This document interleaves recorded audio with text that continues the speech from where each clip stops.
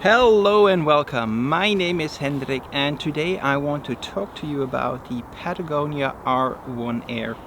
It's this wonderful purple fleece mid-layer that I'm wearing right now, and it was probably the hottest piece of gear that was presented at the ISPO 2020 in Munich in this January. A quick disclosure before I kick things off: I bought the R1 Air that I am wearing from my own money. I don't have any affiliation with Patagonia, but there will be affiliate links to this sweater at online stores across the globe in the description. So if you find this is a nice piece of kit that you also would like to wear on your next outdoor adventure, use at no extra cost the affiliate links in the description. Thank you. So the Patagonia R1 Air that I am wearing, it's a technical fleece made for cold weather and high excursion activities. So that is ski touring, hiking, cross-country skiing, anything that is getting your sweat going in cold weather. And cold weather is, I think, a really important thing to mention. Right now it's November in Finland. It is 5 degrees right here in the forest.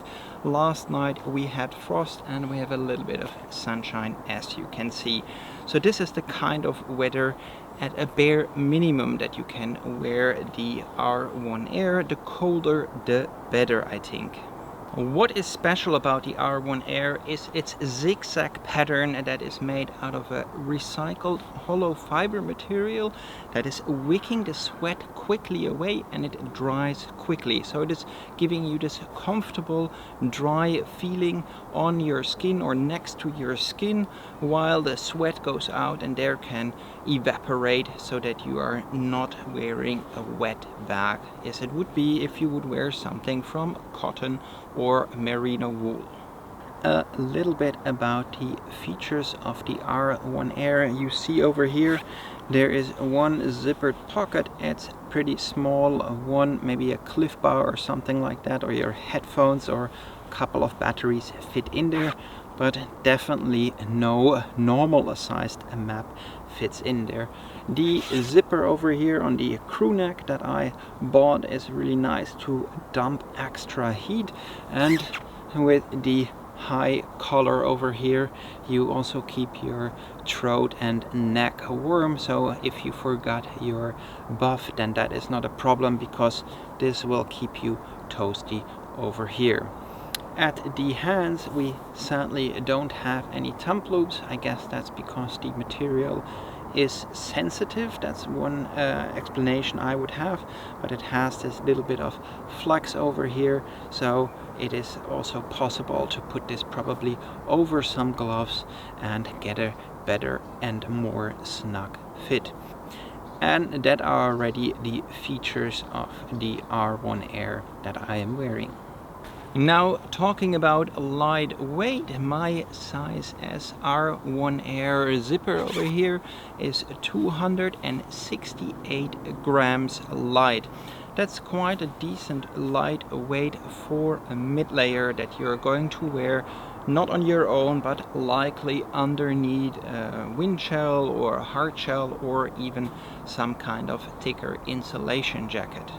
Speaking about wearing something else with the R1 Air, I think even in this kind of warm weather, so 5 degrees and sunny, this is for me too cool, at least if I'm not doing something really fast. So if I would be cross-country skiing or ski touring or trail running, this probably would be fine.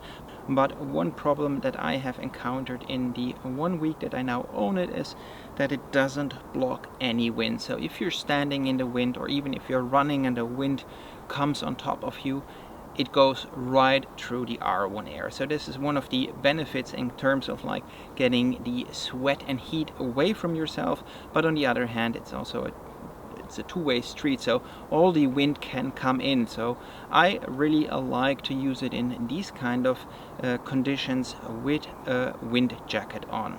Something like this black diamond Alpine Start hoodie, which is my favorite wind jacket of all time, up till now at least. This is a really nice combination because the Alpine Start hoodie from Black Diamond, I find it is really breathable and it keeps at the same time the wind out really well. So wearing it like this is a great combination because I stay warm, I keep the wind out, but all the heat that I generate while hiking or running or ski touring, it is able to go out. This is also in high wind a really nice combination, even if it's really thin. So the Alpine Start hoodie is really thin, the Patagonia R1 Air is really thin and light, and then the merino wool shirt from Houdini that I'm wearing as a base layer right now is also really thin. So this is a really thin combination, but it is still keeping me warm and toasty in these kind of milder temperatures.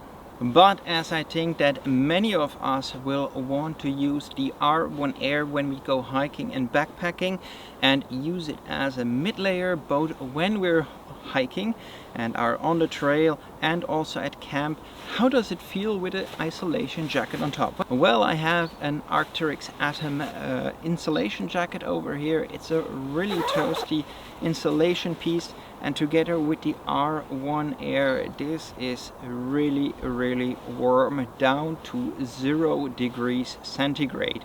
This is a really warm combination. This would be way too warm for me if I would be out hiking, but if I'm standing at camp or just pottering around at camp, maybe pitching the tent, then this is a really nice and toasty combination that is much warmer than with just the wind jacket on.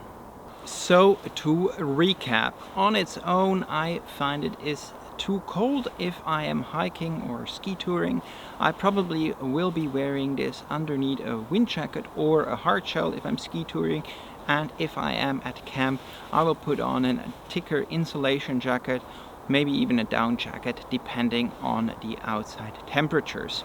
However, for the active part of the trips, this is a really great piece. I really have enjoyed how it wicks the sweat away and to the outside of the zigzag fabric, and there it dries or evaporates rather quickly if you're wearing it on your own.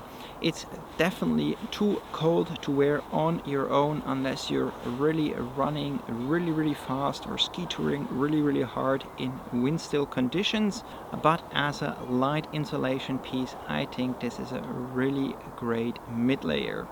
And of course, being really light and really warm is a really big plus point. I once more want to highlight how warm the Patagonia R1 Air is.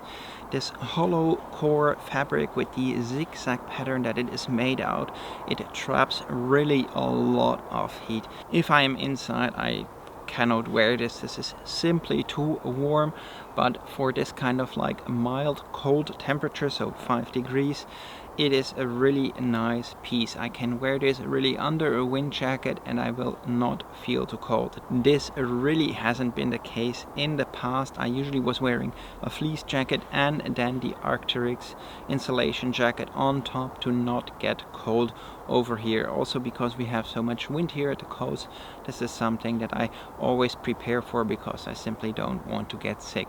But with the R1 Air and the wind jacket, that is really absolutely enough, and it's pretty amazing that how thin this is but how warm it is at the same time. So to wrap things up, this obviously is an initial impressions review. I have had this a week and I haven't been using it on really hardcore backpacking or ski touring trips, and I doubt that anyone else has because Patagonia had a supply shortage, so they were not able to produce these that much, so that's why they first now in late October came into the stores. I think this is going to be my go-to piece for at least the next 6 to 7 months, where we're going in towards winter and then spring for my ski touring and hiking trips. I like to be warm and I like to wear as little as possible and have the clothes that I'm wearing to be as light as possible. And if it's wicking the sweat away and it doesn't smell bad because of the high Q finish that this also has, then that's a really big plus point. So if you want to hear in the spring how I liked this, then you should hit the subscribe button and the bell next to it. Then you will be notified in 6-7 months when I have really put the R1 Air through its paces and can give a really good review about it. Well, and that's it already again from me and the Patagonia R1 Air. If you like this short initial impressions review, make sure to leave me a thumbs up. If you have additional questions or suggestions what I should do with it, tell me in the comments underneath. And remember, as always, life is better outside, especially on this kind of a nice, frosty and sunny November day. Thanks for watching. See you in the next one.